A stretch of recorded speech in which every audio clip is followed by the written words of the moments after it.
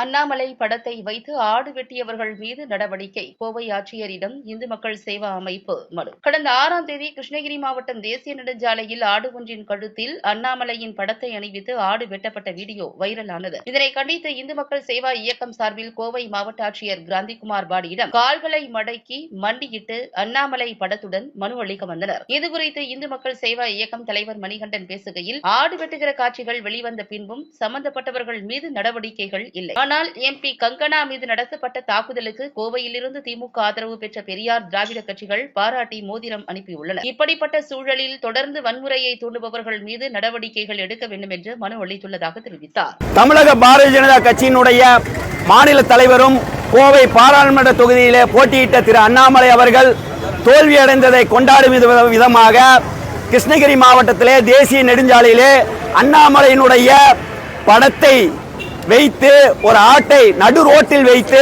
ஒரு அப்பாவி பிராணிய வாயில்லாத பிராணியை கொடூரமான முறையில் வெட்டி அந்த ரத்தத்தை எல்லாம் கீழே தெளித்து அண்ணாமலை பலியாடு என்று சில சிறுவர்களை வைத்து கோஷமிட்டிருக்கிறார்கள். சிறுவர்கள் மனதிலே வன்மத்தை கக்கியிருக்கிறார்கள். இது சம்பந்தமாக இதுவரை எந்த நடவடிக்கையும் எடுத்ததாக தெரியவில்லை.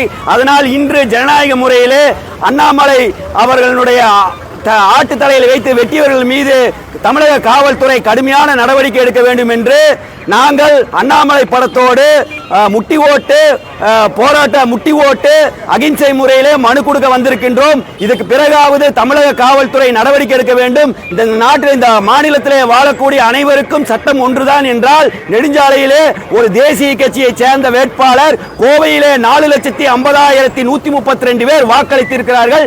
எங்களை போல உள்ளவர்கள் எல்லாம் எந்த ஒரு பிரதிபலனும் இல்லாமல் அண்ணாமலைக்காக வீடு வீடாக வீதி வீதியாக பிரச்சாரம் செய்திருக்கும். அப்படிப்பட்ட ஒரு வேட்பாளருக்கு இன்று அவரை அச்சுறுத்தும் விதமாக பாதுகாப்பு இல்லை என்கின்ற போது எங்களை மாறி பணி செய்திருக்கிறவர்களுக்கெல்லாம் என்ன பாதுகாப்பு என்று இதை நாங்கள் கேட்கவில்லை, பொதுமக்கள் கேட்கின்றார்கள், நடுநிலையான பொதுமக்கள். அதனால் உடனடியாக தமிழக காவல்துறையும் இந்த அண்ணாமலையினுடைய படத்தை வைத்து நடு ரோட்டிலே வெட்டியவர்கள் மீது ஆடை வெட்டி பலியாடு என்று கூறியவர்கள் மீது கடும் நடவடிக்கை எடுக்க வேண்டும் என்பதற்காகவே நாங்கள் இன்று கோவை மாவட்ட ஆட்சித்தலைவர் அலுவலகத்துக்கு வந்துள்ளோம்.